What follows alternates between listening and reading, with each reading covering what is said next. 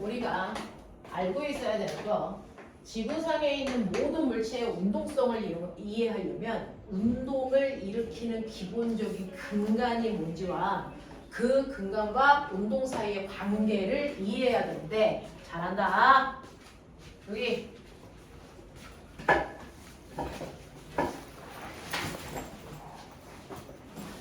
자, 물체의 운동 상태를 변화시킬 수 있는 유일한 능력, 태어나 힘이요.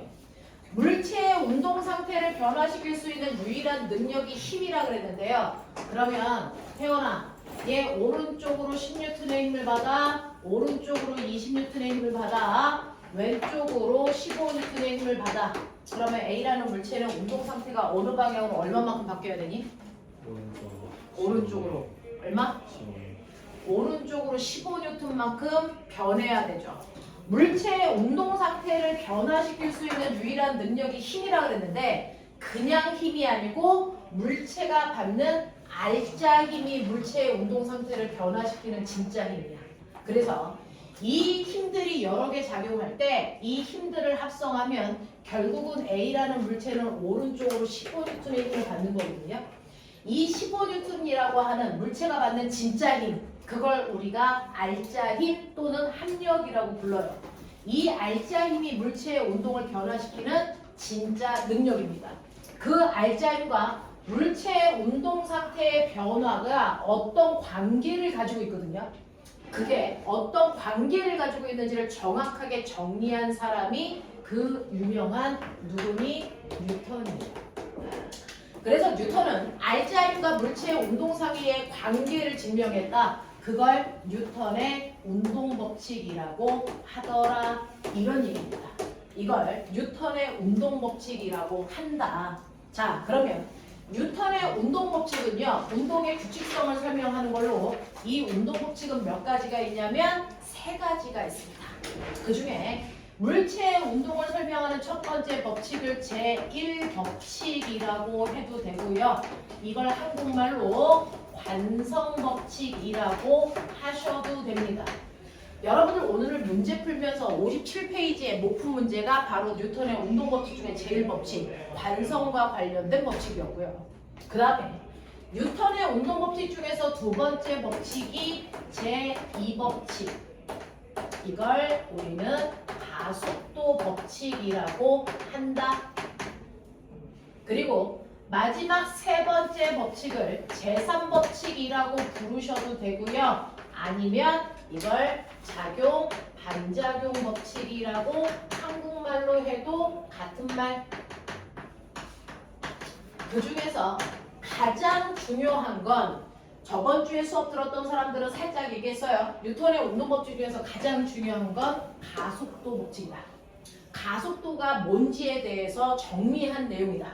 이 가속도 법칙이 작용, 반작용과 만날 때 문제가 가장 하이 클래스의 문제가 만들어진다. 이런 얘기거든요. 그럼 첫 번째, 여러분들은 가속도의 법칙이 뭔지를 이해하셔야 되는데, 우리는 속도라고 하는 건 일정한 시간 동안의 위치 변화량입니다. 가속도는 일정한 시간 동안의 속도 변화량을 얘기합니다.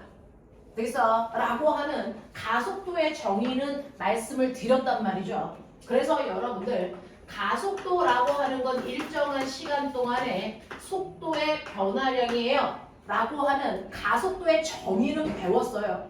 근데 이 가속도의 정의에 의해서 가속도만 구하는 게 아니고, 그럼 가속도의 크기는 다 같아? 다 달라? 왜 달라? 이런 얘기야. 그래서 가속도의 크기를 결정하는 요인이 뭐냐? 이걸 궁금해서 연구한 사람이 뉴턴이고, 가속도의 크기를 결정하는 건 바로 가속도 법칙에 의해서 각각의 물질들의 가속도의 크기는 달라지는 거야. 이거 설명하는 거군요. 예를 들어 우리 지난 시간에 했어요. 영상 본 사람들도 다 봤을 텐데, 첫 번째 2kg라고 하는 A라는 물체가 있는데 처음에 1의 빠르기로 물체가 가고 있었다고 하자. 자, 그랬는데 1초라고 하는 시간이 지나는 동안 A라는 물체는 빠르기가 2로 변했어. 그래서 이렇게 방향은 안 바뀌었어도 빠르기가 변했기 때문에 얘는 변하는 운동입니다. 변하는 모든 운동을 우리 가속도 운동이라고 합니다. 되겠어? 그랬을 때 그 변화량을 나타내는 게 가속도입니다. 그 가속도는 언제나 시간분의 속도 변화량으로 구한다고요. 그죠? 그러니 A라고 하는 물체는 1초라는 시간 동안에 라고 했으니까 걸린 시간 1초 동안에 속도 변화량은 무조건 나중 속도에서 처음 속도 빼시는 겁니다. 속도 변화량은 1이에요. 그러니 이 아이의 가속도가 얼마입니까? 1m/s 제곱입니다. 이게 가속도 단위. 알고 계신 거죠? 되겠습니까? 이거거든요. 자, 이게 바로 가속도입니다. 그래서 여기에 있는 A라는 물체의 가속도는 1이구나. 우리 한다고요. 자, 근데 또 다른 물체가 있어요. 똑같이 2km인 물체예요. 처음의 속도도 똑같이 1입니다. 에어컨 좀 세게 틀자.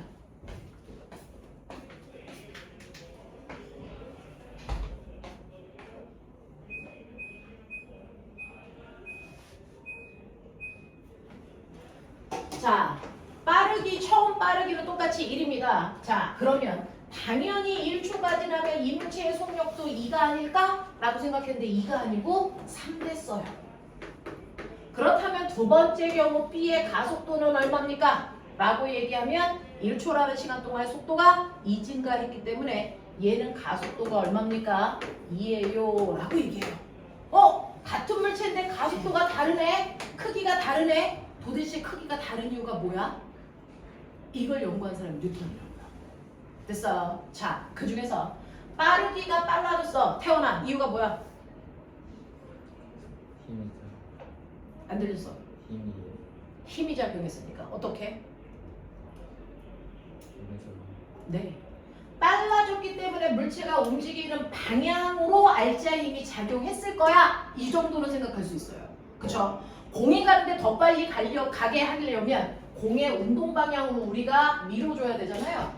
그러니까 이 물체의 운동 방향과 같은 방향으로 알자의 힘이 작용했겠구나. 됐어? 그래서 방향은 안 바뀌고 빠르기만 바뀌었겠구나. 근데 힘을 받긴 받았는데 얘 가속도의 크기는 1인데 얘는 가속도의 크기가 2야. 무려 얘가 가속도의 크기가 2배 더 커. 이유는 뭘까? 태원아 뭐니? 힘이. 그래요. A가 받은 힘에 비해서 B가 받은 알자 힘이 2배 크지 않을까라는 생각을 하게 된 거고, 정말 그런지를 확인하기 위해서 여러 번 반복된 실험을 통해서 정말 그래 라고 하는 결론을 내린 거죠. 예를 들어 A가 2N의 힘을 받아서 가속도가 1됐다면 B는요 밀어주는 힘이 2배 커서 4N의 알자 힘을 받았기 때문에 가속도가 2배 커진 겁니다. 그래서 우리는 이걸 통해서 물체의 가속도의 크기는 물체가 받은 알자 힘에 의해서 결정되고 알자 힘과 가속도는 비례하는 관계를 가지고 있다는 걸 확인할 수 있어. 그래서 자, 근데 두 번째 C라는 물체도 있어요. 그러면 정말 가속도의 크기는 힘에 의해서만 결정될까? 힘 말고 다른 것도 가속도의 크기에 영향을 줄까? 이게 고민. 그래서 만약에 힘에 의해서만 결정된다면 여기에 어떤 물체가 있더라도 내가 같은 크기의 힘 F 4N으로 밀면 가속도가 얘와 똑같이 2면 되잖아. 근데 나는 이 물체는 2kg가 아니고 4kg예요. 4kg짜리 물체가 처음에 1의 빠르기로 가고 있었어요. 근데 내가 오른쪽으로 4N의 힘으로 밀었습니다. 자, 그리고 나서 1초 지난 후에 이 물체의 빠르기의 변화를 봤습니다. 운동 방향과 같은 방향으로 알자 힘을 줬으니까 빨라지는 건 자명합니다. 예외는 존재하지 않아요. 자, 그러면 얼마나 빨라졌을까? 그래서 속도 변화를 봤더니 얘는 1초 후의 속도가 2가 됐어요. 3이 되지 않았단 말이에요. 그렇다면 이 경우에 이 물체의 가속도의 크기는 1밖에 안 돼요. 그러니 가속도의 크기는 힘에 의해서만 결정된다고 볼 수는 없다라는 겁니다. 그러면 가속도의 크기를 결정하는 거 힘 말고 뭐가 있을까? 보이시죠? 바로 뭡니까? 물체의 뭐니? 윤호야? 질량이죠. 그래서 물체의 질량이 가속도의 크기를 결정하는 두 번째 요인이라는 걸 알게 된 거죠. 그럼 윤호야, 이게 가속도의 크기는 질량과 무슨 관계? 그렇죠. 가속도의 크기는 그럼 질량과 반비례하는 관계를 가지고 있구나. 여러 번의 실험을 통해서 알게 된 겁니다. 자, 그러면 이러한 가속도라고 하는 속도 변화량의 크기를 결정하는 거, 물체가 받은 알짜힘, 질량, 이거 말고 다른 거 있을까? 인 거죠. 괜찮아. 다른 거 있어 없어? 없습니다. 그래서 물체의 가속도의 크기를 결정하는 건 지구상에 딱 두 개밖에 없습니다. 물체가 받은 알짜힘과 질량입니다.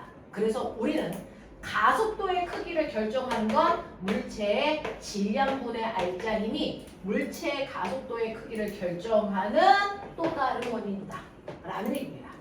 그래서 가속도는요, 시간물의 속도 변화량이라는 가속도의 정의도 있지만 이건 가속도의 정의라고 합니다. 정의. 이 가속도의 크기를 결정하는 실제 원인은 물체가 받은 알짜힘과 그 물체의 질량이다. 그래서 어떤 방법으로 구해도 가속도의 크기는 똑같습니다. 예외는 없으니까. 그러니 여러분들은 맨 처음에 이 가속도의 크기를 시간분의 속도 변화량으로 구했지만 사실은 물체의 질량분의 알짜힘으로 구해도 똑같은 값이 나와야 되겠죠. 그래서 첫 번째 보시면 첫 번째 물체는 A 2kg였어요. 그 물체가 받은 힘이 알짜힘이 2N이라는 거죠. 그러니까 계산하시면 가속도 1 나오는 거 자명합니다. 두 번째요. 두 번째 물체의 2kg 질량 똑같은데 받은 알짜힘이 4N입니다. 그러니까 가속도의 크기가 2 나오는 게 맞단 말입니다. 되겠어? 자, 세 번째 물체도 보이십니다. 세 번째는요. 받은 힘은 4N 똑같지만 질량이 4kg란 말이죠. 그래서 가속도의 크기가 얘보다 절반밖에 안 되는 1이다 라고 하는 거 확인할 수 있다. 되겠어? 자, 이런 식으로요. 뉴턴이라는 사람은 가속도라고 하는 물체의 운동 상태를 변화시킬 수 있는 능력, 그게 알짜힘에 의해서 결정되고 그리고 물체의 질량에 의해서 결정된다. 그걸 정리한 게 뉴턴의 제2법칙 가속도 법칙입니다. 그래서 가속도는 물체의 질량과 알짜힘에 의해서 결정돼. 그래서 A는 M분의 F입니다. 되겠어? 우리는 이렇게 분수식으로 쓰는 거 싫어서요. 우리는 F는 MA라고 하는 꼭 기억해야 되는 운동방정식의 형태로 만들어서 문제를 풀 겁니다. 이걸 우리는 운동방정식이라고 불러요. 물체의 질량에다가 그 물체의 가속도를 곱하면 그 순간 그 물체가 받은 알짜힘이 나온다는 뜻입니다.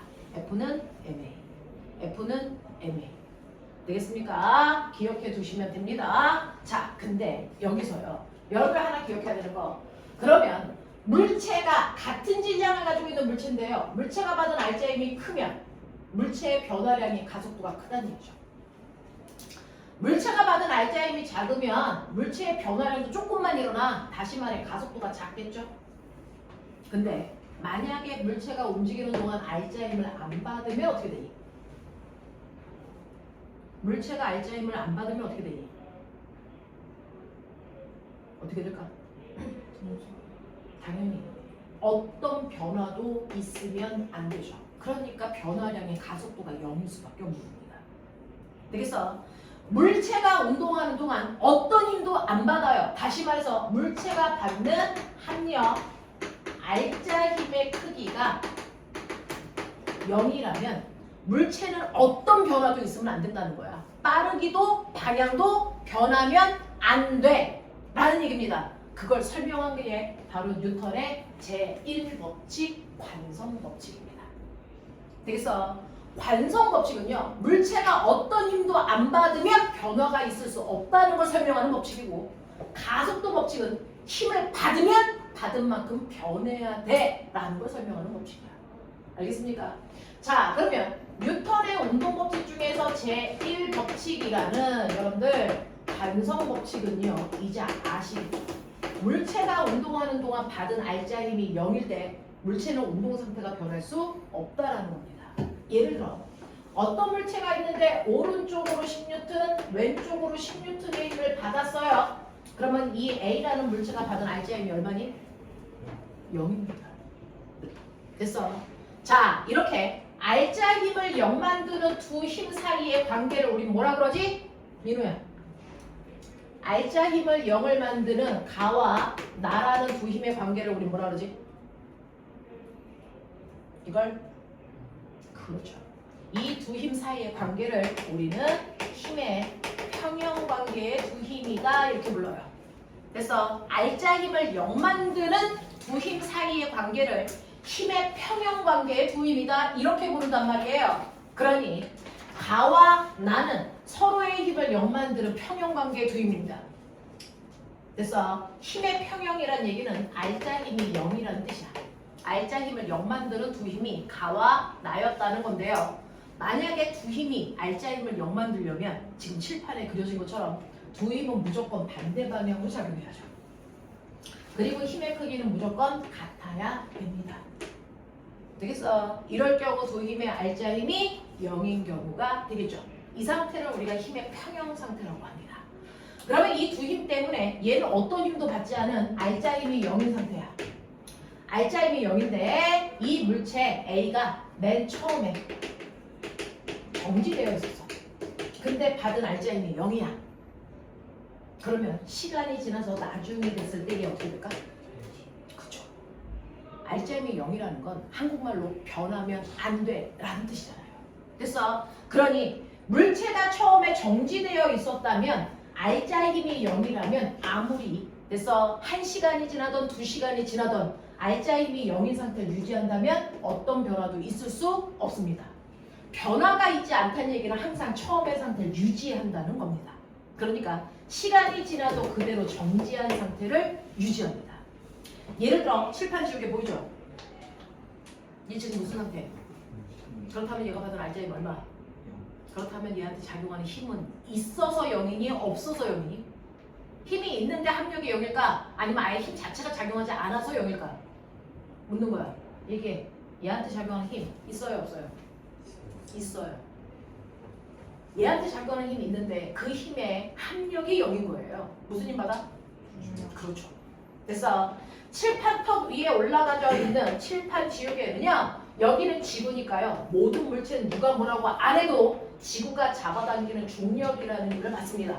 그래서 예를 들어 이 물체가 1kg야. 그러면 이 물체가 받는 중력이 얼마입니까? 그렇죠.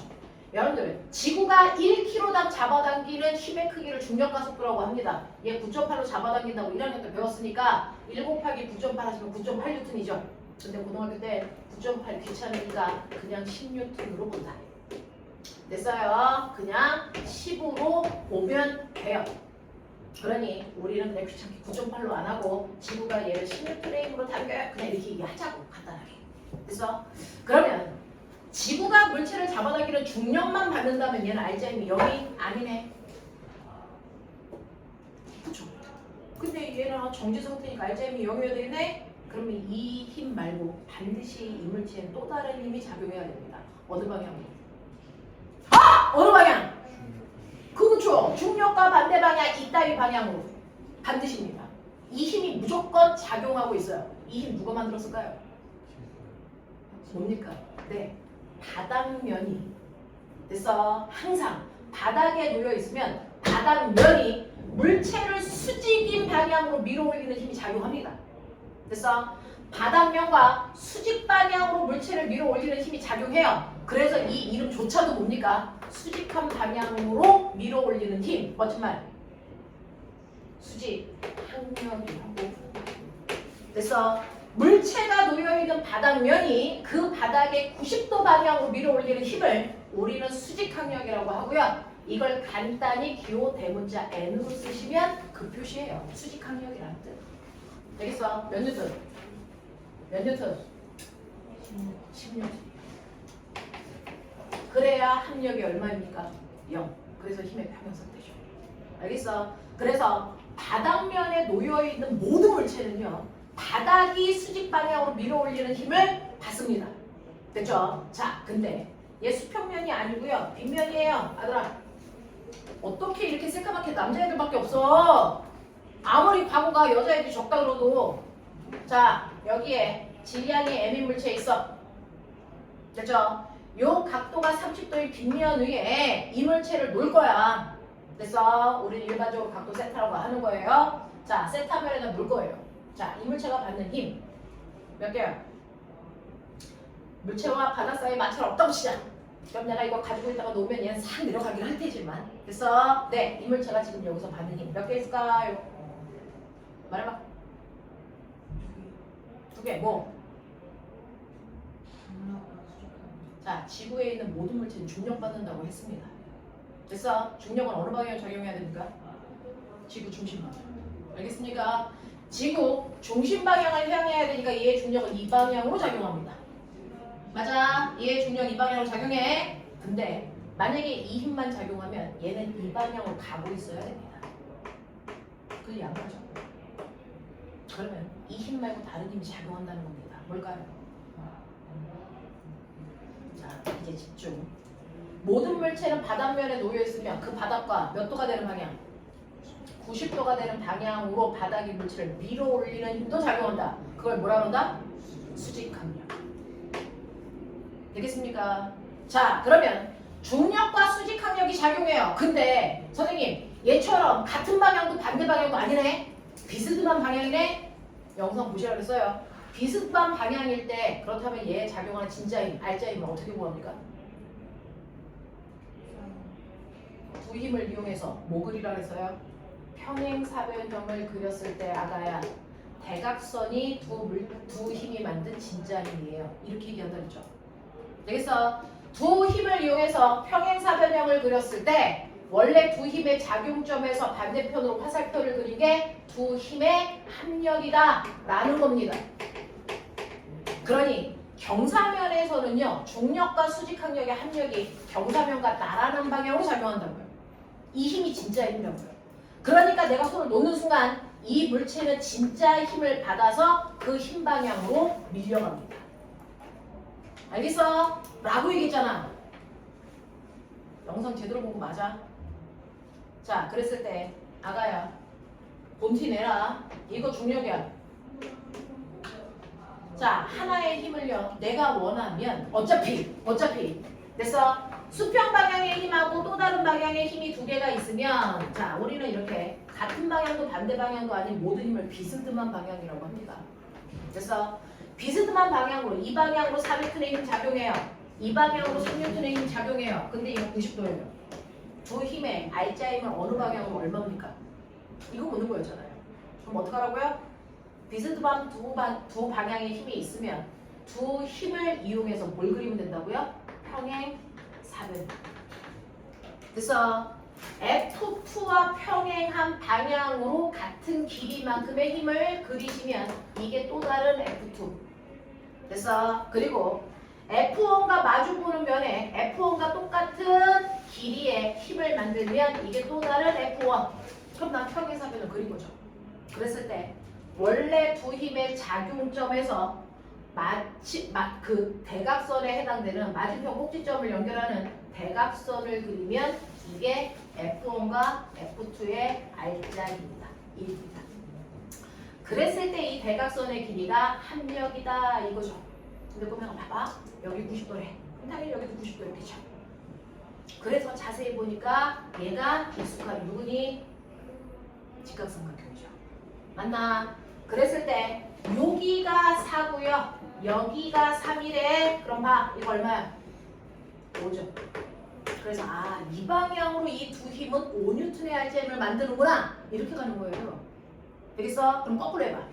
만약에 이 방향으로 5N의 힘이 작용하고 있어요. 라고 한다면 나는 거꾸로 이 힘을 X축 방향으로 수선에 발을 내렸을 때 이 힘과 Y축 방향의 수선에 발을 내렸을 때 이 힘으로 나누셔도 우리는 이 F1과 F2라고 하는 두 힘을 이용해서 평행사변형을 그렸을 때 얘가 대각선이야 이렇게 볼 수도 있잖아요.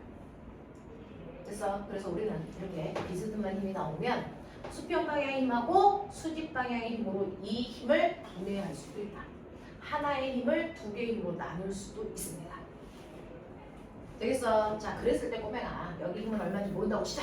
단지 이 힘이 F였는데 내가 이걸 X축 방향의 힘하고요 Y축 방향의 힘으로 나눴다고 치자. 그랬을 때 요 각도가 세타라고 치자. 근데 어쨌든 여기는 90도인 거 맞아. 그럼 수학 배운 척해. 요 길이가 F야. 요거 직각삼각형이야. 요 각도는 세타야. 그럼 빨리 봐. 이 길이를 얼마라고 하면 된다고 삼각함수에서 배웠다. 이 크기는 얼마라고 하면 된다고 삼각함수에서 배웠다. 이 크기는 이 윗변의 길이 F의 코사인 세타만큼의 크기다. 이해되니? 예를 들어서 여기가 20N이야. 근데 이 각도가 30도야. 그러면 이 방향으로 작용하는 실제 힘은 얼마입니까? 라고 하면 20N에다가 코사인 30이 2분의 루트 3이니까요. 이때 작용하는 힘은 10루트 3이라는 힘이 작용해. 이렇게 갈 수 있어요. 알겠어? 그러면 이 방향의 힘은요? 이 힘은요? 많은 거죠. 이 힘은 F의 무슨 값으로 구할 수 있니? F 사인 세타 값으로 계산할 수 있어. 그래서 별거 안 해요. 물리는 그냥 코사인 사인밖에 안 해요. 미적 이거 다 필요 없어요. 물리는 그냥 물리로 푸는 거야. 됐어? 이 중에서 하나만 기억해. 지각삼각형으로 나눠놓고 각도 바로 옆변은 코사인, 각도가 마주보고 있는 변은 무조건 사인. 알겠습니까? 이렇게 됩니다. 그래서 이 길이는 F 사인 세타와 같은 크기예요. 근데 F가 20이고요.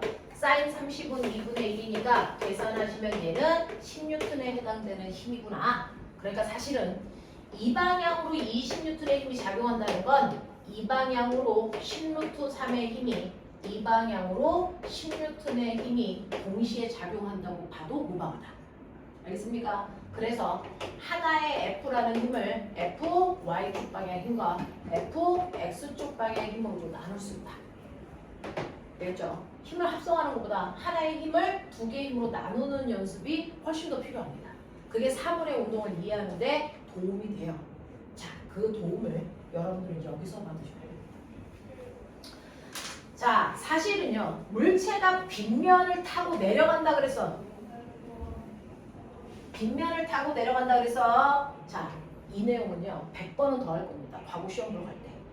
그래서 지금 완벽하게 이해 안 돼도요 100번쯤 하면 알겠죠? 그죠? 자, 잘 보시면 얘는 이 방향으로 중력이 작용하고 이 방향으로 수직항력이 작용해. 그랬을 때 합력이 얘가 얼마인지 알고 싶어. 그래서 저 최지원, 너 지원아 핸드폰 안 가져왔어? 네, 나가서 엄마가 지원아.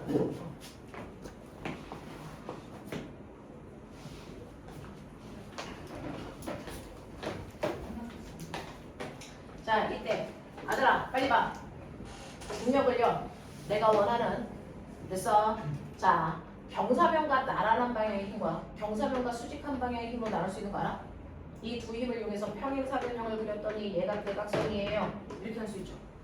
가능해? 가능해? 자, 그랬을 때 이 경사면에서요 요 사이각이 세타라고 한다면 얘를 이렇게 분해해서 여기가 지각삼각형이잖아요. 그랬을 때 경사각과 반드시 요각이 같은 각이 됩니다. 됐습니까? 외우세요. 요각도와 요각도는 반드시 같습니다. 얘가 30도면 30도, 60도면 60도.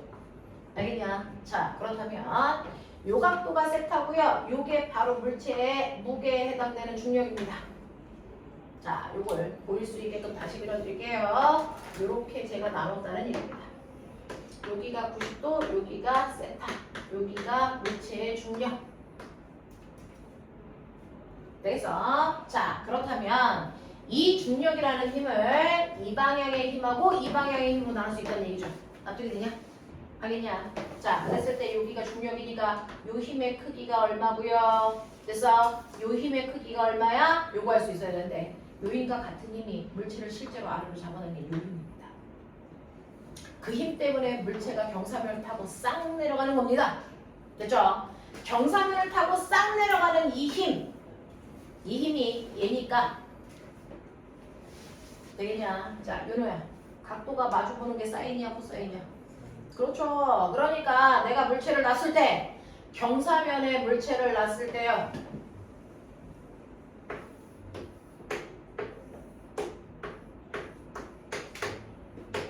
경사면에는 실제로 중력이라는 힘이 작용하지만 나는 그 중력을 그대로 쓰지 않을 거야. 경사면과 나란한 방향의 힘과 경사면을 수직으로 누르는 힘으로 분해할 거란 말입니다. 됐죠? 그랬을 때 이 힘이 mg니까요. 경사면과 나란한 방향의 이 힘은 바로 mg 쌍내려가 세타다. 모대온 병신이야. mg 싹 내려가 세타야. 그래서 이것 때문에 이물체가 싹 내려가. 알겠지? 네. 그 다음에 이물체가 경사면에서 바닥을 콩 누르는 힘도 있죠. 콩 누르는 힘도 있죠. 그 콩 누르는 힘을 우리 뭐라 그럽니까? 바로 이 중력의 mg 콩 눌러 세타라고 합니다. 이해돼? 자, 그럼 물체가 바닥을 콩 누르는 만큼 바닥이 물체를 똑같이 수직항력 밀어 올린다 그랬어요. 그러니 아까 실제로 물체는요 중력하고 수직항력 받아요 라고 했는데 이 수직항력의 크기가 얘랑 언제나 같습니다. 그러니 여기가 16N이면 이게 16N이라는 거죠. 그래서 이 두 힘은 상쇄돼서 없어져요. 그쵸? 그래서 바닥을 쿵 누르는 힘만큼 수직항력이 생기니까 얘네들은 서로 상쇄돼서 없어진다. 그러면 물체한테 남는 실제 힘은 얘밖에 없다. 이 힘에 의해서 물체는 경사면 아래쪽으로 싹 내려가는 진짜 힘, 알짜 힘을 받는다. 그래서 경사면에 있는 모든 물체가 받는 알짜 힘은 항상 mg 싹 내려가 세타만큼이 물체가 받는 진짜 힘이야. 되겠어? 자, 근데 제가 뭐라 그랬어요? 진짜 힘을 질량으로 나누시면 가속도 된다고 했어요. 그러니까 경사면에 물체가 있어도 그 경사면이 받는 알짜 힘을 질량으로 나누시면 경사면에서 물체가 내려갈 때 생기는 가속도의 크기야. 그래서 지우시면 경사면에서 물체가 받는 가속도의 크기가 g 사인 세타만큼이구나. 여기서 말하는 g는 아까 너네가 9.8이라고 했던 중력 가속도를 그냥 물리에서 g로 표현합니다. 되겠어? 자, 근데 우리 9.8 귀찮으니까 10으로 도착했어. 10. 요 경사 각도가 30도라고 치자. 그러면 사인 30도는 2분의 1이니까요. 경사면 아래쪽으로 내려가는 가속도는 얼마? 5. 이 경사면에서 물체는 5의 가속도를 갖고 내려가는구나. 이런 거 알 수 있어요. 이해되겠어? 처음에는 완벽하게 이해 안 돼. 여러 번 할 거야. 한 번 들어도 됐지? 이런 얘기야. 자, 그래서 여러분들이 보시는 것처럼 알짜 힘을 받으면 가속도가 생겨서 변합니다. 근데 알짜 힘이 0이면 어떤 변화량도 있으면 안 됩니다. 되겠어? 그래서 물체가 맨 처음에 정지 상태면 알짜 힘이 0이기 때문에 시간이 지나도 계속 정지한 상태를 유지합니다. 자, 이렇게 처음의 상태를 그대로 유지하려는 고집, 이게 모든 물체에 다 있습니다. 그 고집을 물리에서 뭐라고 할까요? 네. 모든 물체는 처음의 상태를 그대로 유지하려고 해. 나 안 바뀔 거야! 라고 하는 항상 그 상태를 유지하려는 고집을 물리에서 고집이라고 안 해요. 이걸 멋진 말로 관성이라고 해요. 처음의 상태를 그대로 유지하려는 고집을 관성이라고 한다. 그 중에 정지한 상태를 그대로 유지하려는 고집을 정지 관성이라고 부르자. 이 얘기입니다. 됐죠? 자, 그러면 얼음판에요. 매끄러운 얼음판에 됐지? 자, 100kg의 강호동 아저씨 앉아있어. 자, 그 다음에 20kg짜리 유치원생도 앉아있어. 그럼 얘네들은 계속 정지한 상태를 유지하려는 고집을 가지고 있어요. 정지관성. 됐어? 그러면 저는 그걸 깨트리려고 밖에서 힘을 줘서 밀 겁니다. 그랬을 때 A가 움직이기 위해서 필요한 힘이 클까요? B가 움직이기 위해서 필요한 힘이 클까요? 아니면 같을까요? 누가 더 밀기 쉬워? A야 B야? 누굽니까? B죠. 되겠어? 그러니 물체마다 정지한 상태를 그대로 유지하려는 정지 관성의 크기가 다 다르다는 겁니다. 처음의 상태를 그대로 유지하려고 그러는데 그 중에서 멈춰있는 물체가 그대로 멈춰있으려는 고집, 이 고집의 크기가 물체마다 다 달라요.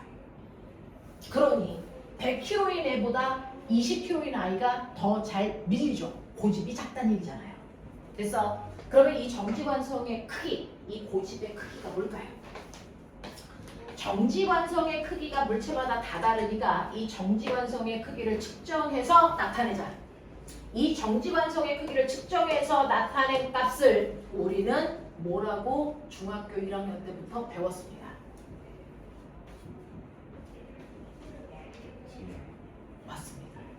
이걸 질량이라고 부릅니다. 그래서 여러분들이 배웠던 질량이라는 거, 질량의 원래 의미는 정지완성의 크기입니다. 나 안 움직일 거야, 나 그대로 있을 거야 라고 하는 정지완성의 크기를 그래서 측정해서 나타낸 값을 질량이라고 한 거야. 그러고 보면 이 고집은 우주에 간다고 변할까? 안 변해요. 달에 간다고 변할까? 안 변합니다. 그래서 우리가 중학교 1학년 때 맨날 배웠잖아요. 질량은 물질이 가지고 있는 고유한 값으로 장소에 따라 절대로 변하지 않아 라고 배웠어요. 그래서 이건 무슨 고유한 값인데? 생각해 보셨어야죠. 이건 계속 그 상태를 유지하려는 바로 관성의 크기입니다. 고집의 크기라고요. 되겠어? 그렇기 때문에 달에 가던 지구에 있던 우주에 있던 그 고집의 크기 안 바뀐다고. 그래서 고유한 값이라고 한 거야. 알겠어? 기억하니? 이렇게 갑니다. 그래서 물체가 정지한 상태를 그대로 유지하려는 고집, 이걸 우리는 정지관성이라고 한다. 그 정지관성의 크기를 측정해서 나타나는 값이 질량이다. 그러니 질량이 클수록 고집이 크니까 더 잘 안 움직여요 라는 뜻입니다. 되겠어? 근데 고집에는 두 가지가 있죠. 정지한 상태를 그대로 유지하려고 하는 고집도 있지만 만약에 물체가 처음에 가고 있었어. 오른쪽으로요. 2의 빠르기로 가고 있었어요. 그러면 시간이 지나 나중이 됩니다. 만약에 이 물체가요. 어떤 힘도 안 받았다면 변하니 안 변하니? 절대 안 변하죠. 뭐가 안 바뀝니까? 빠르기와 방향. 그러니 아무리 2시간이 지나든 10시간이 지나든 물체가 받는 힘이 계속 없다면 물체는 영원히 오른쪽 방향으로 2의 빠르기로 계속 가야 됩니다. 되겠어? 자, 이렇게 정지한 상태를 그대로 유지하려는 성질을 정지관성이라고 한다면 운동하고 있는 물체가 어떤 힘도 받지 않아 운동하는 상태를 그대로 유지하려는 고집, 이거 뭐라 그러니? 이거를 우리는 운동관성이라고 부르죠. 이겁니다. 이게 운동관성이에요. 그래서 관성에는 두 가지가 있어. 정지관성과 운동관성. 되겠습니까? 맨 처음에 정지한 물체가 정지한 상태를 그대로 유지하려는 고집은 정지관성이고요. 처음에 움직이고 있었다면 계속 그 빠르기 방향으로 계속 가려는 운동관성이라는 것도 존재합니다. 되겠어? 자, 이 운동관성에도 크기가 있어요. 이거 물체마다 다 다릅니다. 정지관성의 크기를 측정해서 나타내는 게 질량인데요. 운동관성도 크기를 측정해서 나타낼 수 있습니다. 자, 운동관성의 크기를 측정해서 나타낸 값을 우리는 운동량이라고 합니다. 이게 운동량입니다. 물리원을 조금 해봤던 사람은 들어본 적이 있을 겁니다. 그래서 운동 상태를 그대로 유지하려는 성질, 운동관성, 그 운동관성에도 크기가 물체마다 다 다르다.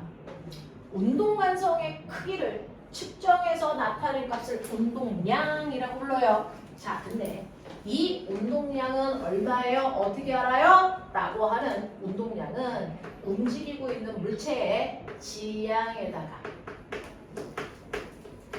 그 물체가 움직이는 속도를 곱한 값이 운동량입니다.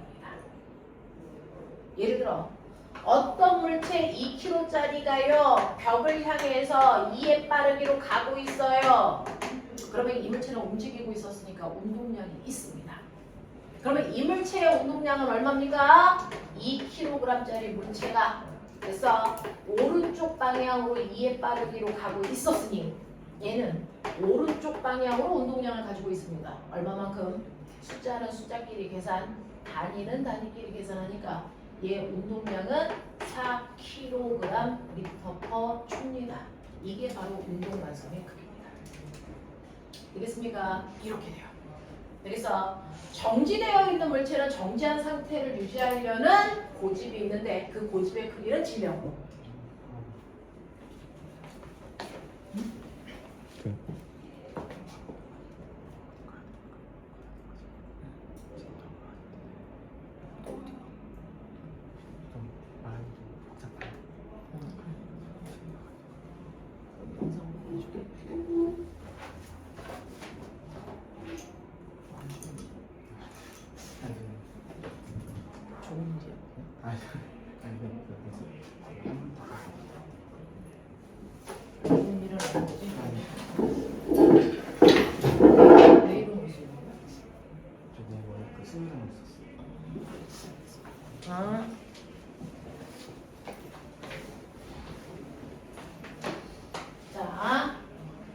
그래서 정지관성, 운동관성. 그래서 확인해 보시면 되고요. 자, 나쁜 일은 아니라 그랬으니까 걱정은 안 해도 될 것 같아. 자, 그래서 이런 식으로요. 물체가 처음에 온동 상태를 그대로 유지하려는 고집을 우리가 관성이라고 하고요. 관성에도 두 종류가 있다. 정지관성과 운동관성. 그래서 네. 자, 그러면 우리요. 이러한 관성 때문에 나타나는 현상 좀 얘기해봐. 자, 저는 관성 때문에 이런 현상이 나타나요. 뭡니까? 자동차에 내가 탔어요. 자, 내가 이렇게 버스에 탔습니다. 자동차가 멈춰 있어서 내가 버스에 타서 멈춰 있는 의자에 나 앉았어요. 자, 앉자마자 아저씨가 급출발을 합니다. 오른쪽 방향으로 급출발을 빵 하고 합니다. 자, 근데 급출발을 할 때 나는 그 자리에 맨 처음에 정지되어 있었으니까 계속 정지한 상태를 유지하려는 나는 정지관성을 가지고 있었잖아. 그래서 자, 근데 갑자기 자동차한테 힘을 줘서 앞으로 가면 직접 힘을 받은 자동차와 연결되는 의자는 가려고 그러죠. 근데 직접 힘을 받지 않은 내 몸은 안 가려고 버팁니다. 됐어? 그래서 몸이 어떻게 되니? 우리 가자! 그랬는데 난 싫어! 그래서 몸이 어떻게 됩니까? 뒤로 쏠립니다. 됐어? 그래서 자동차가 급출발할 때 몸이 뒤로 쏠리는 현상이 바로 정지한 상태를 그대로 유지하려는 정지관성이 드러납니다. 여기서 정지되어 있는 물체가 급출발할 때 그 안에 있는 물체나 사람이 뒤로 쏠리는 현상이 바로 정지관성이 드러납니다. 되겠어? 또요. 정지관성 때문에 나타나는 거. 정지관성을 이용한 게 젠가? 이름이 젠가인가요? 이렇게 나무 토막을 쌓아놓고요. 제가 가운데 있는 나무 토막만 빠르게 탁 칩니다. 그럼 어떻게 될까요? 가운데 있는 나무 토막만 빠르게 탁 하고 치면 가운데 있는 나무 토막을 힘을 받아서 날아가죠. 근데 위에 있는 나무 토막을 직접 힘을 받았니 안 받았니? 안 받았죠. 됐어? 그래서 얘는 정지한 상태를 그대로 유지하려고 하기 때문에 따라가지 않습니다. 근데 밑에가 없죠. 그러면 중력 때문에 뭐합니까? 밑으로 그냥 얘 떨어지고. 됐어? 따라가지 않습니다. 이것도 정지관성 때문에 나타나는 현상이죠. 되겠어? 그래서 이렇게요. 엄청 무거운 돌에다가요. 실을 이렇게 연결을 해서 묶어서 늘어놓을게요. 그랬을 때 위에 있는 실 A, 밑에 있는 실 B. 자, 저는 B를 잡아당깁니다. 밑에 실을 잡고 잡아당기는데요. 잡아당길 때 얘를 갑자기 확 잡아당겨요. 너네 화장실에 앉아서 두루마리 휴지를 끓을 때요. 그래서 밑에서 탁 하고 잡아당기죠. 그럼 어떻게 됩니까? 여기가 탁 하고 끌어주죠. 얘는 멀쩡하죠. 왜 그래요? 힘을 갑자기 주면 힘이 여기까지밖에 전달을 못해. 그래서 힘을 받은 애는 밑으로 내려가려고 그러는데 힘을 받지 않는 추는 그대로 있으려는 정지관성 때문에 둘이 분리되는 겁니다. 되겠어? 그래서 갑자기 잡아당겼을 때 B가 끊어지는 현상이 바로 추의 정지관성 때문에 분리되는 거야 라고 얘기해요. 근데 갑자기 잡아당기지 않고 밑에 있는 실을 천천히 잡아당기면 됐어? 힘이 위까지 전달됩니다. 그래서 천천히 잡아당기면 여기가 끊어지죠. 되겠습니까? 이렇게 돼요. 그래서 갑자기 잡아당겼을 때 B만 끊어지고 추는 그 자리에 있는 게 바로 추의 정지관성이 드러나서 그렇습니다. 이런 얘기야. 이해되겠어? 이해되겠어? 이게 정지관성이에요. 자, 그런가 하면 움직이는 물체가 운동하고 있는 상태를 됐어? 그대로 유지하려는 관성. 그게 운동관성이겠죠. 그러면 운동관성이 드러나는 경우는 언젠데요? 얘기. 운동관성이 드러나는 경우는 언젠데요? 이런 얘기입니다. 자, 그건 거꾸로. 자동차가 가고 있습니다. 처음에는 급출발할 때 안 따라가려고 내 몸이 뒤로 쏠렸어요. 근데 시간이 지나면 내가 적응을 해서 내 몸이 다시 원래대로 옵니다. 자, 그랬다가 갑자기 아저씨가 빨간불로 바뀌는 걸 보고 급정거를 팍 하고 있어. 그러면 자동차는 힘을 받아서 멈추지만 내 몸은 자동차로부터 직접 힘을 받는 게 아니니까 됐어? 그 속도로 계속 가려는 운동관성이 나한테 있단 말이야. 그래서 의자는 멈추지만 내 몸은 계속 가려고 그러기 때문에 앞으로 내 몸이 쏠리죠. 되겠어? 난 계속 할 거야. 그래서 급정거를 받으면 내 몸은 앞으로 쏠립니다. 되겠어? 자, 그래서 내 몸이 앞으로 쏠리는 이 현상이 바로 운동관성을 표현하고 있는 거다. 이거죠. 근데 너무 급정거를 하면 네가 앞으로 아예 튕겨나갈 수도 있죠. 좀 위험하죠. 그래서 운동관성을 막기 위해서 우리는 안전벨트를 매는 겁니다. 되겠냐? 이런 얘기야. 이런 얘기야. 되겠어? 운동관성을 이용한 대표적인 예가 뭐 있어요? 후추통에서 후추 빼기. 자, 후추통에 조민기 뭐 하는 거야?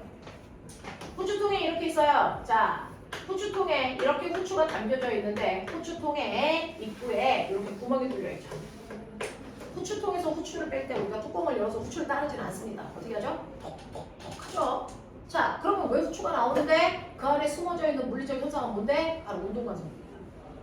내가 후추와 후추통을 동시에 밑으로 내립니다. 그러면 이 통도 밑으로 내려가고 후추도 동시에 밑으로 내려갑니다. 그러다가 내가 손으로 후추통만 탁 잡습니다.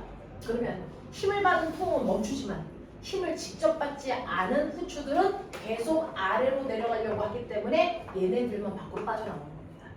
이게 바로 운동관성입니다. 이해돼? 하겠어? 여기입니다. 자, 그러면 이해했다 그랬으니까 문제 하나 볼래요? 트럭이 있어요. 거기 없어. 트럭이 있어요. 트럭에요. 어마어마하게 무거운 철재를 실었습니다. 철재를 싣고 얘가 굴러떨어지지 않게 실로 이렇게 묶어놓은 겁니다. 되겠냐? 이렇게 묶어놓은 겁니다. 그래서 트럭은 막 달리고 있습니다. 자, 그랬을 때 시간당 트럭의 속도 변화를 그래프로 그리면 이렇습니다.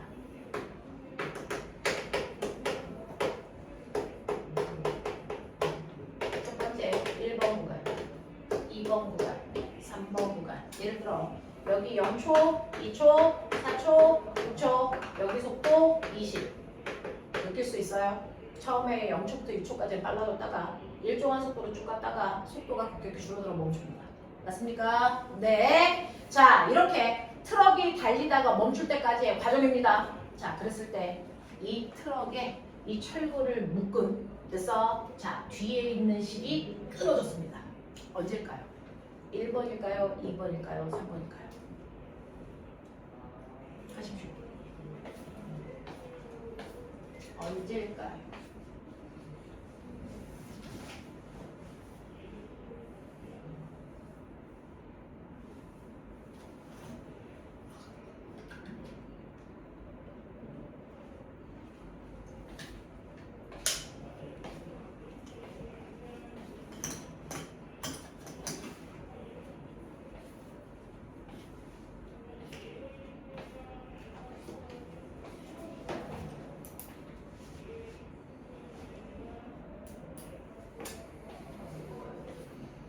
동건아, 있을까? 몇 번? 1번이요. 자, 왜 1번이라고 생각했어? 설명해. 아까 버스랑 비슷하게 정신기라고 생각하면 처음에 출발을 할 때 안에 있는 물체가 뒤로 쏠리니까 내 몸이 뒤로 쏠려. 그죠? 맞아요. 잘 생각했어요. 근데 그래서 무게가 안에 있는 코일 같은 게 뒤쪽으로 올라가니까 뒤에 스탠하고 있다. 3번인가? 몇 번이야? 3번. 지금 얘기한 것처럼요. 얘가 급출발할 때는 몸이 어디로 쏠리냐면 뒤로 쏠리고요. 급정거할 때 몸이 어디로 쏠리냐면 앞으로 쏠려요. 그랬을 때 어느 쪽 실이 당겨야 되느냐? 그 당겨진 실이 힘을 견디지 못해 끊어지는 거거든요. 되겠어? 그랬을 때요. 급정거할 때 네 몸 어디로 쏠리니? 앞으로. 그러니까 어느 쪽 실이 당겨집니까? 뒤쪽 실이 당겨집니다. 그래서 끊깁니다. 알겠습니까? 이겁니다. 이겁니다. 되겠어? 이런 식으로요. 물체가 관성에 의해서 한쪽 방향으로 쏠리는 현상이 생깁니다. 그래서 그 쏠릴 때 어느 쪽에 힘이 가해지는지를 묻는 문제입니다. 됐냐? 이건 과거 입시 문제였어요.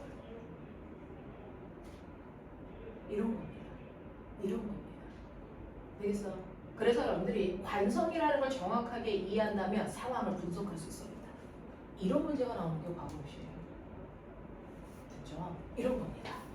자, 이 관성과 관련된 문제들 선생님이 기억나는 대로 얘기해 드리는 겁니다. 그래서 우리나라의 과거가 12개 있습니다.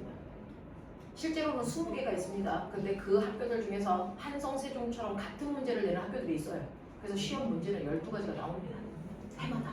그 12가지의 시험 문제들이 선생님 머릿속에 있겠죠? 그래서 자, 그 중에서 관성과 관련된 기출문제들을 얘기하는 겁니다.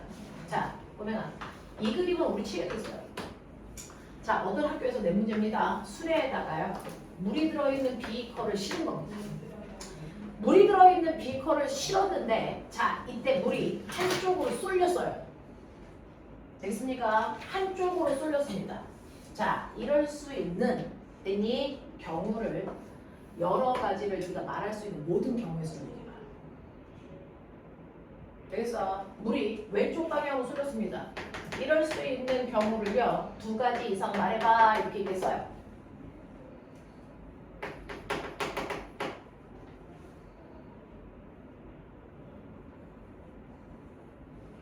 동건아 하자.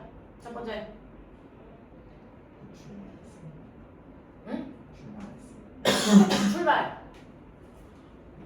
출발했을 때, 자, 그것만으로는 안 돼요.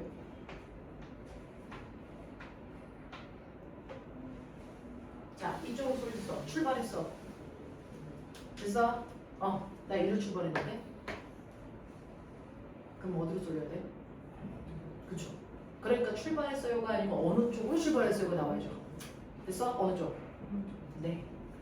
자, 맨 처음에 가만히 있었던 수레가요, 오른쪽 방향으로 뭐 했다? 급출발했어요. 이렇게 얘기하시는 게 맞습니다. 정확하게. 그래서 갑자기 수레에 비커를 올려놓고 가만히 있었는데 수레가 오른쪽 방향으로 급출발했어요. 그러면 몸과 똑같이 물이 뒤로 쏠립니다. 되겠어? 뒤로 쏠립니다. 그래서 이 현상이 나타납니다. 하나 더. 그쵸. 두 번째는요, 물체가요, 왼쪽 방향으로 가고 있었어요. 그래서 왼쪽으로 가다가 뭐 했습니까? 급정거했죠. 급정거할 때 우리 몸은 가는 방향으로 쏠립니다. 되겠어? 그래서 왼쪽으로 가다가 급정거하면 물은 가는 방향 앞쪽으로 쏠리겠죠. 되겠어? 그래서 왼쪽으로 가다가 급정거해요. 이런 얘기를 다 가능해야 돼요. 단지 관성이라는 한국말 중요하지 않아. 너네한테 그런 거 안 물어봐. 관성이 뭐니? 이거 안 물어봐. 됐어? 관성에 의한 현상들을 좀 분석해봐. 이게 뭐야? 어떨 때 그래? 이런 얘기 하는 거예요. 그래서 일상생활과 연결되어 있는 상황들을 물어보는 게 과거 입시잖아요. 가서 내가 따라갈 수 있어요? 그럼 가서 걱정해. 그래서 일단은 합격해야 될 거 아니야. 됐니? 이런 것들 분석할 수 있는 안목이 있어야 된단 말이에요. 자, 이러한 관성을 이용해서 만들어서 쓰는 도구가 있습니다. 관성을 이용해서 만들어서 쓰는 도구가 있다고요. 뭘 것 같습니까? 지진계입니다. 지진계의 원리가 관성입니다. 그래서 한 7년 전에 세종가고 60년대입니다.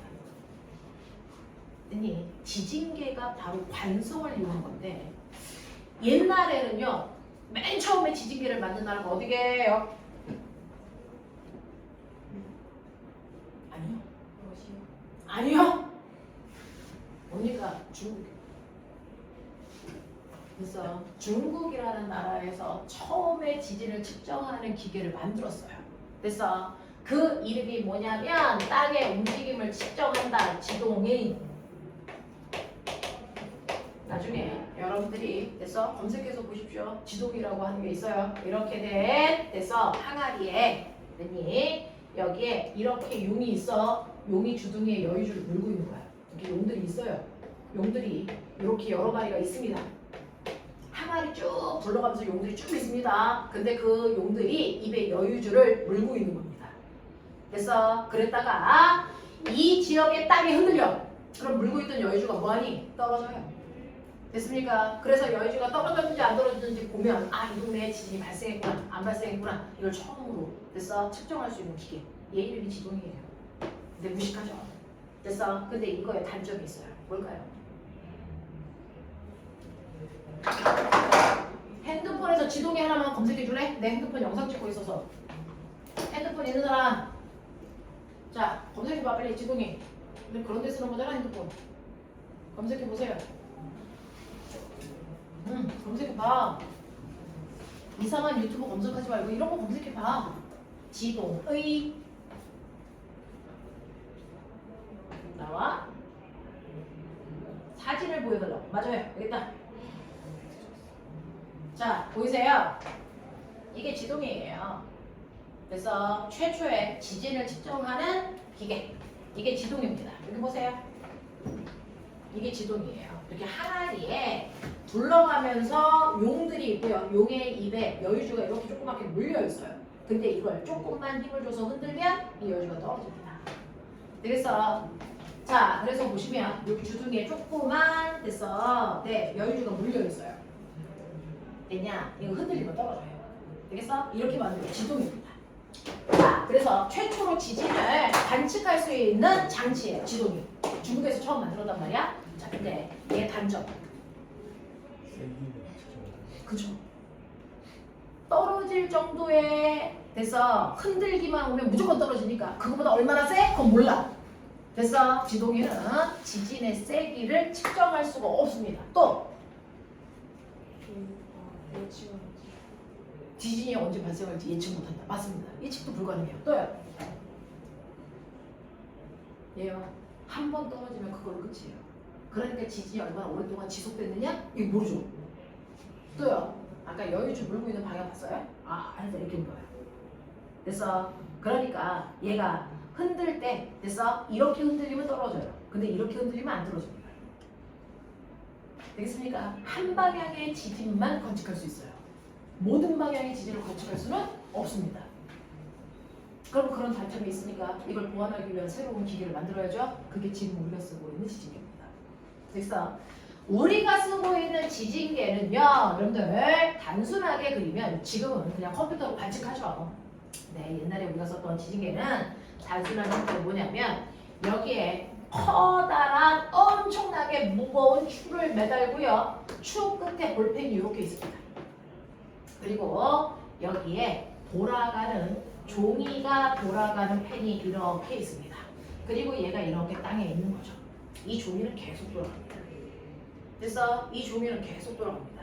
그러다가 지진이 발생하면 어떤 일이 발생하냐면 땅이랑 붙어있는 얘는 뭐합니까? 돌아가면서 흔들립니다. 됐습니까? 자, 근데 얘는 어떻습니까? 땅 위에 떠있죠. 됐어? 자, 근데 얘 질량이 더럽게 커요. 질량이 크다는 얘기는 무슨 관점이 크다는 얘기니? 그래서 안 흔들리려고 합니다. 그래서 땅이 흔들려도 얘는 그냥 그대로 있어요. 자, 그러면 어떤 일이 발생합니까? 얘는 가만히 있는데 얘만 흔들려. 흔들리는 폭에 의해서 보입니까? 지진의 폭이 관측됩니다. 됐어? 이렇게 된 거야.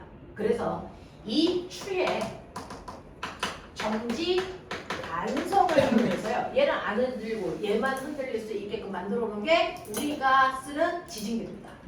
됐어? 그래서 얘는요. 됐어? 이게 계속 돌아가니까 지진이 언제까지 발생하고 있는지 시작해서 끝까지를 관측할 수 있고요. 그 폭이 얼마인지를 관측할 수 있어요. 얘가 조금만 흔들리면 폭이 조금만 생겨요. 근데 세게 흔들리면 많이 생기잖아요. 이 폭을 통해서 지진의 세기도 판단할 수 있습니다. 그러면 우리 지금 이 506호의 지진을 정확하게 측정하려면 이 지진계가 몇 개 있어야 될까? 한 지점의 지진을 정확하게 측정하려면 지진계가 몇 개 필요한 줄 아세요? 3개가 한 세트입니다. 왜요? 왜요? 얘는 이렇게 되어 있으면 이렇게 흔들리는 지진만 확인할 수 있어요. 됐어? 그러면 이렇게 흔들리는 지진을 측정할 수 있게 구조를 돌려놔야죠. 되겠어? 또요. 위아래로 흔들리는 지진을 측정할 수 있게 종이가 이렇게 세워져 있는 지진계도 필요하겠죠. 되겠어요? 이 일입니다. 그래서 실제로 X축, Y축 방향 그래서 앞뒤 방향으로 흔들리는 것과 좌우 방향으로 흔들리는 것과 위아래 방향으로 흔들리는 걸 측정해야 공간의 흔들림을 알 수 있잖아요. 되겠어? 그래서 한 지점에 지진계는 3개가 한 세트입니다. 그중 수평 지진계가 2개 필요하고요. 수직 지진계가 1개 있어야 완벽하게 공간의 흔들림을 측정할 수 있고 이 지진계가 바로 정지관성을 이용해서 만드는 대표적인 도구고요. 그 정지관성이 크게 나타나게 하기 위해서 추의 질량은 클수록 좋습니다. 추의 질량이 커야 지진을 잘 측정할 수 있다. 이런 얘기입니다. 이해되시겠어요? 오케이. 자, 그래서 뉴턴의 제1법칙 관성 법칙은요. 물체가 받는 알짜 힘이 0일 때 물체는 처음에 운동 상태를 그대로 유지하려는 관성을 가지고 있다. 그 관성 중에 정지 관성이 있고 운동 관성이 있다. 그래서 이 관성의 크기는 물체의 질량과 비례한다. 되겠습니까? 되겠습니까? 자, 그러면 보면아 나요. 여기요. 생긴 거는 똑같아. 근데 한 놈은 1kg고요. 한 놈은 100kg야. A, B. 그래서 자, 이거 들고 우주로 갔어. 누가 1kg고 누가 100kg인지 알 수 있는 방법. 말해봐.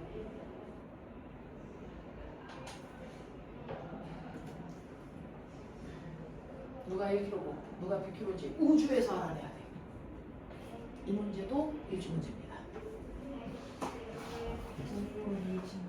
네? 같은 힘으로 밀면?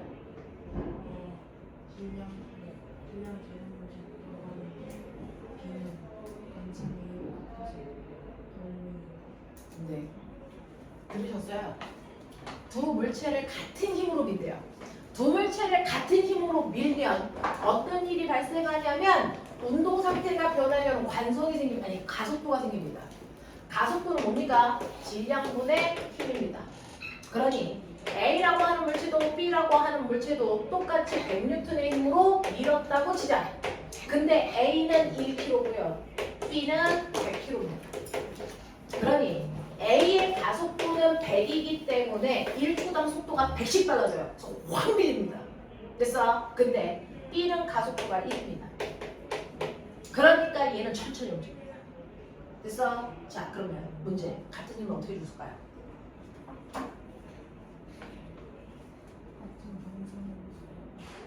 같은 경사면에서 밀면 같은 힘이 작동합니까? 안 작용합니다.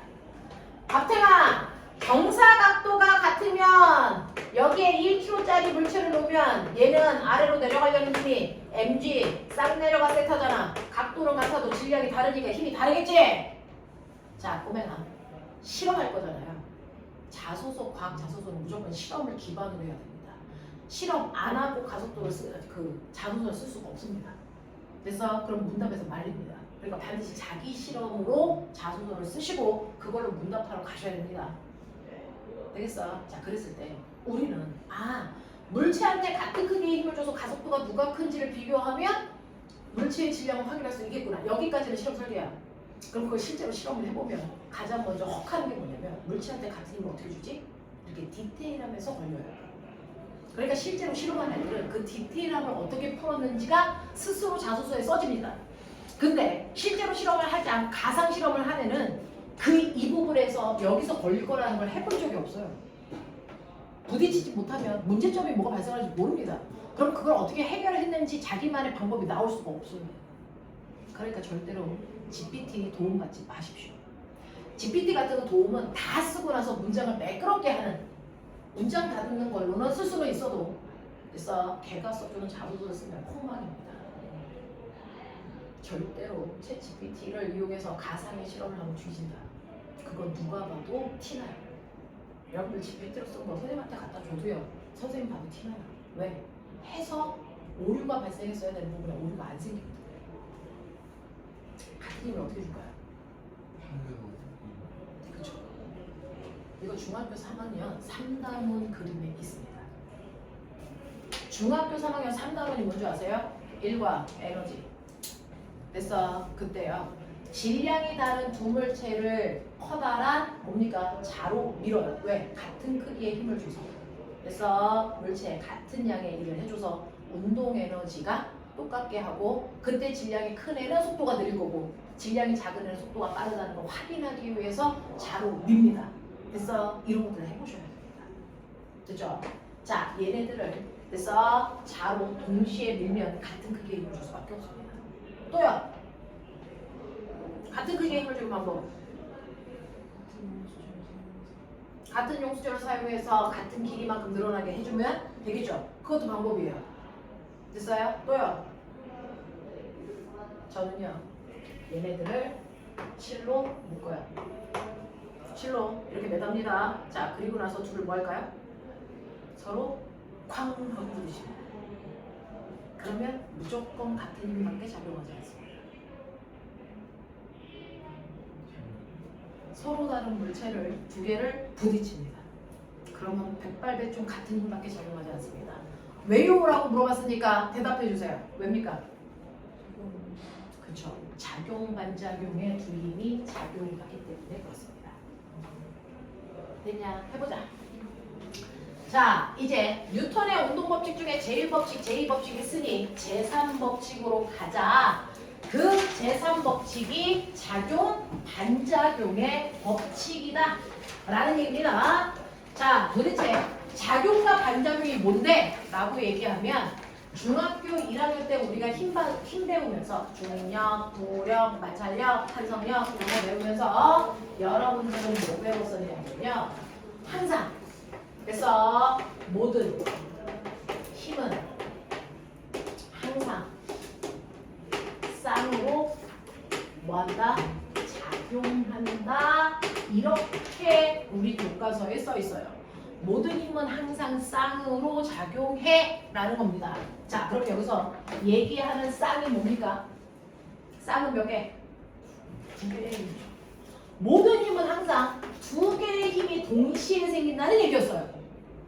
그래서 하다못해 선생님이 칠판을 뭘로? 손바닥으로 칠 겁니다. 그래서 자, 선생님 손이 칠판을 하고 쳤습니다. 이 순간에 두 개의 힘이 동시에 생겼습니다. 되겠어요? 선생님 손이요 칠판을 10N의 힘으로 그냥 친 거 아니에요? 근데 왜 두 개의 힘이 동시에 생기죠? 라고 얘기하는 겁니다. 모든 힘은 항상 두 개의 힘이 동시에 생기는데 그중 하나의 힘을 우리는 뭐라고 부른다? 작용. 또 다른 하나의 힘을 뭐라고 한다? 반작용이라고 부른다 라는 얘기야. 모든 힘은 항상 동시에 생기는데 두 개의 힘이 동시에 생기는데 그중 하나의 힘을 작용이라고 부르고 또 다른 힘을 무조건 우리는 반작용이라고 부릅니다. 자, 그러면 이때 선생님이요 손이 칠판을 10N의 힘으로 쳤습니다 라고 하는 작용의 힘을 줬어요. 그럼 그 순간 0.001초의 오차도 없이 동시에 반작용이라는 힘이 같이 생긴다는 얘기입니다. 예외가 없습니다. 0.001초의 오차도 없이 동시에 생깁니다. 그 동시에 생긴 반작용의 힘은 뭔데요? 저 모르겠는데요? 뭡니까?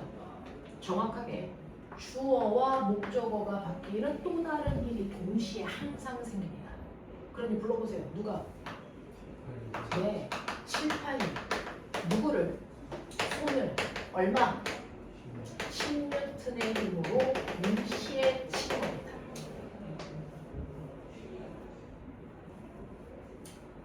여러분들 손으로 칠판을 탕 하고 치면 여러분들 손 아프죠? 내 손이 아픈 건 누구 때문입니까? 칠판이 내 손을 쳐서 아픈 겁니다. 내가 칠판을 치면 칠판이 맞았으니까 칠판이 아파야죠. 내 손이 아플 이유가 없습니다.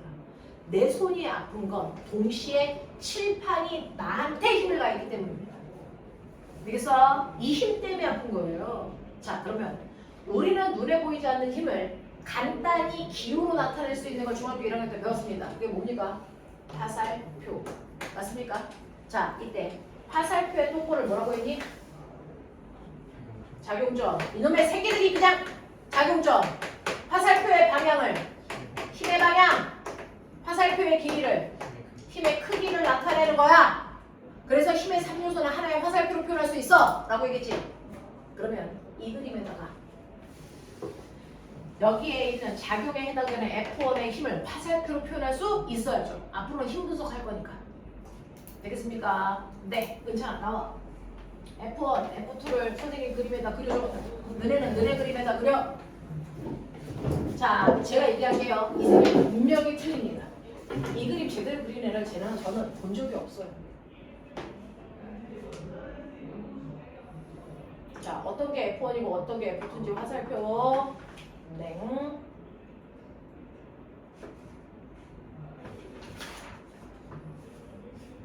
네, 그리세요. 네, 들으십시오. 자, 이게 제가 얘기했죠. 백발백중 틀릴 거라고. 저 그림 틀렸습니다. 그래서 그리라는 거야. 너네가 다 가지고 있는 5계정이야.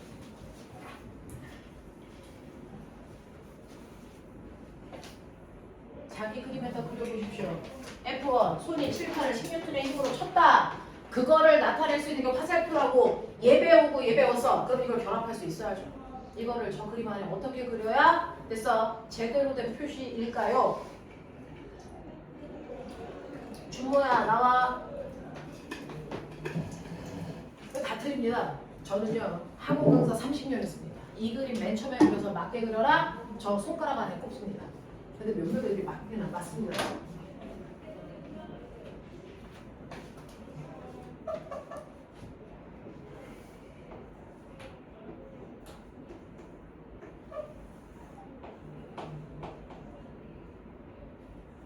걔네 F2야? F1, F2 써. F1, F2. 썼네. 네. 자, 저거 맞아? 저거 맞아? 저거 틀리죠? 신기하죠? 다 배운 것 같은데? 됐어? 자, 여러분들이 힘 표시한 이것도 틀렸습니다.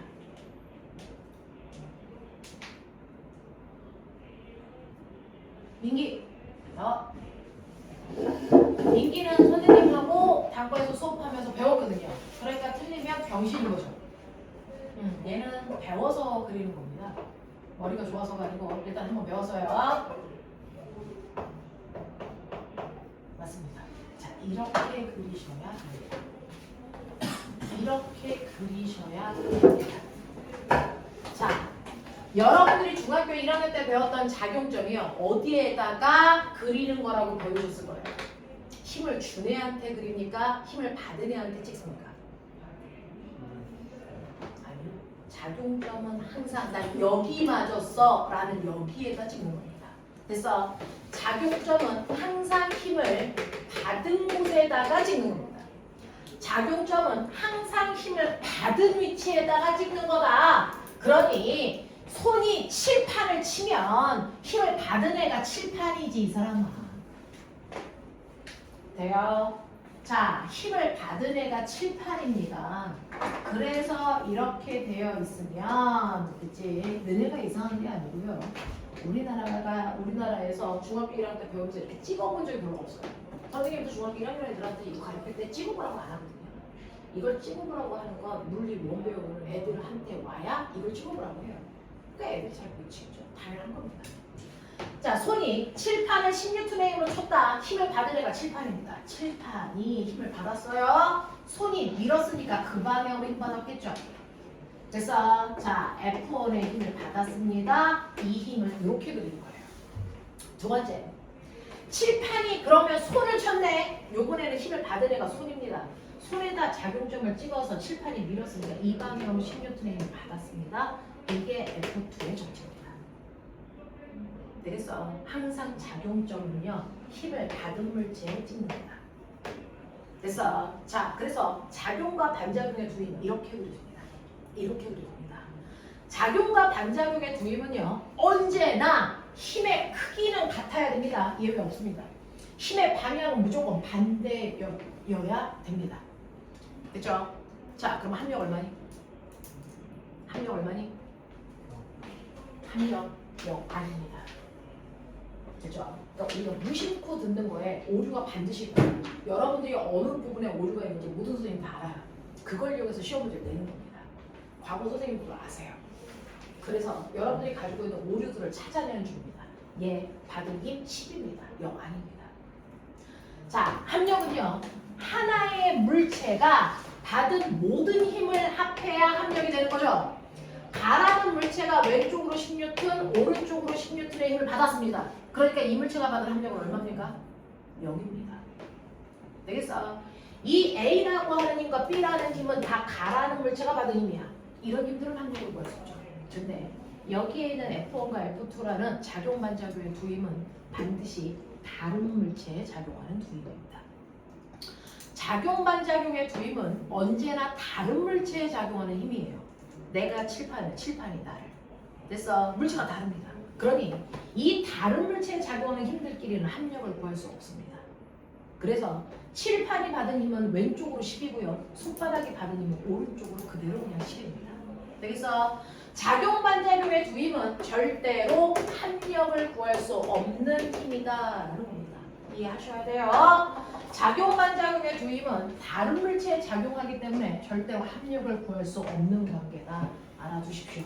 그래서 얘는 힘의 평행의 관계의 두 힘이고요. 아까 걔네들은 작용 반작용의 두 힘입니다. 자, 그러면 이렇게 작용 반작용이라는 걸 알았으니 여러분들이 한 번은 연습하고 가셔야죠. 책상이 있어요. 책상이 지구 위에 있겠죠. 여기에 꽃병이 올라가 있어요. 여기에 꽃이 이렇게 담겨 있겠죠.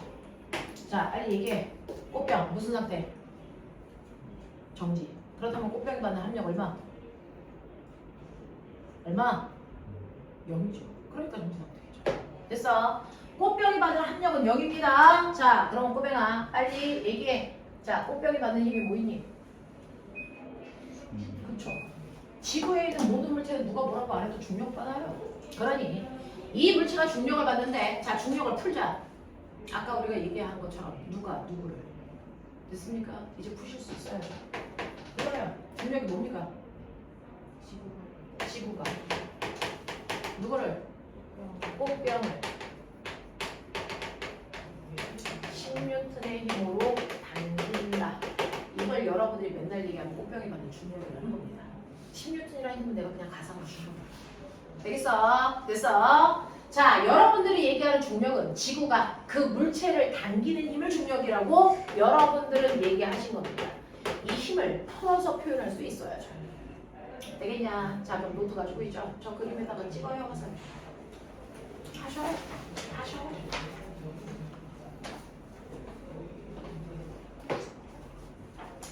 지구가 물체를 10N의 힘으로 잡아당기는 중력을 꽃병이 받고 있다고 치자.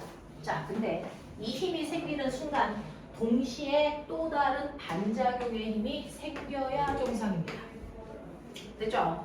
그러면 이 힘의 반작용은요, 여러분들 말씀드린 것처럼 늘 주어와 목적어만 바꾸지 새로운 단어가 나오면 안 됩니다.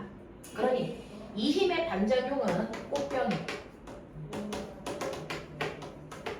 누구를? 지구를 10N의 힘으로 당긴다는 또 다른 힘도 생깁니다. 화살표 표시.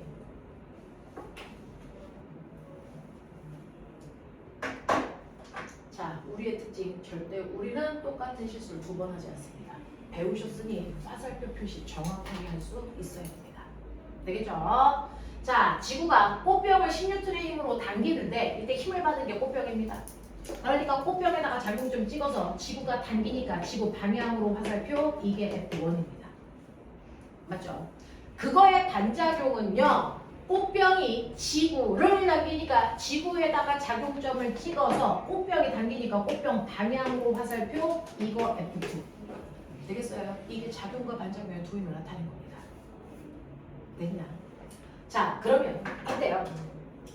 지구가 꽃병을 잡아당겨. 그래서 꽃병은 말 잘 들으니까 알았어, 나 내려갈게 라고 하면서 내려가려고 어떤 줄 아세요? 꽃병이 나 내려갈 거야 라고 해서 꽃병이 책상을 누릅니다. 됐어? 세 번째, 꽃병이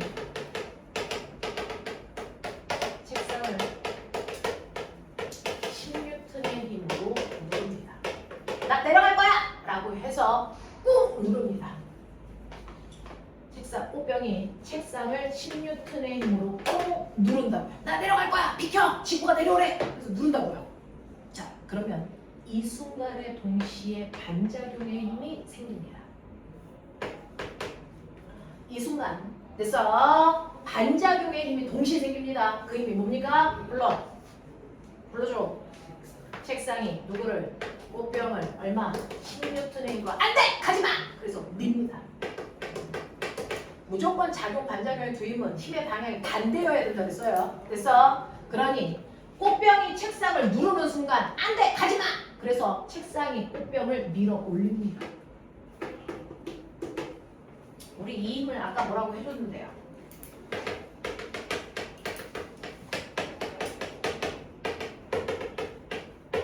뭐라고 했지 아까? 그렇죠.